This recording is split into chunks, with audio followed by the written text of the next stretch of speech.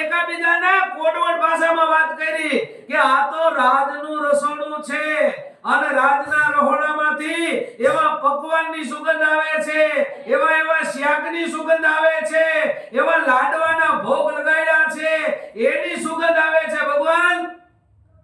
અને તેથી કવિ અહીંયા આટા મારતા મારતા પોગી ગયા અને કલ્પનામાં લઈને સીધું કબીર સાહેબ એને ભજનમાં જોડ્યું. હું કહે છે કબીર સાહેબ સાંભળો. હાલો ને વિદુર ઘેર જાય એ વધાજી, હાલો ને વિદુર ઘેર જાય રે. આ તેદી કેવું પડ્યું હતું કે ઊંચા ઊંચા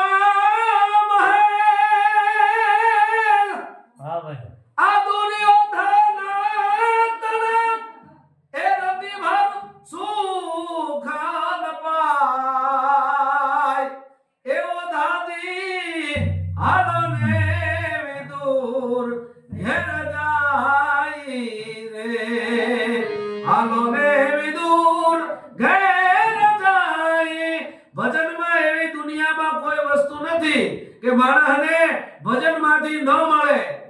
દુનિયામાં ક્યારેક માણસની માથે એવી આફત આવીને ઊભી રહી જાય કે ભાઈને નો કહેવાય, માને નો કહેવાય, બાઈને નો કહેવાય, હગાને નો કહેવાય, વાલાઓને નો કહેવાય. ઊંચો આબ હોય, નીચી ધરતી હોય, રાતના 12 વાગ્યાનો ગદર ભાંગ્યો હોય અને ત્રમ ત્રમ ત્રમ ત્રમ ત્રમ ત્રમ તમેરા બોલતા હોય, બ્રહ્માંડની માલિકો વીજળીના કડાકા થતા હોય, ઈ ચપ કડક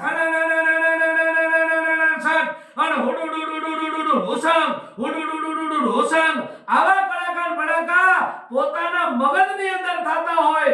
એમ થાય મગજ બંધ થઈ ગયો, હવે કેને પૂછવા જાવું.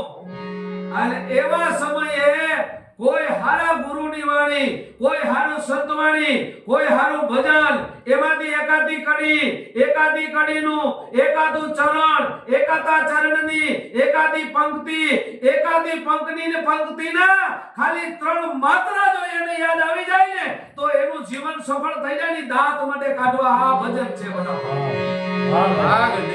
આ આપે છે. અને હવે બધાય ભજનમાં મજા ગોતે છે.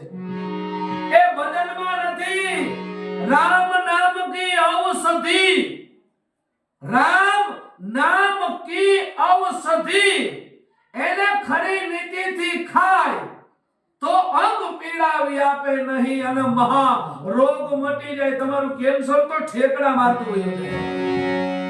આ તાકાત ભજનમાં પડી છે. આપણે ફેદરડું કરી નાખી છે.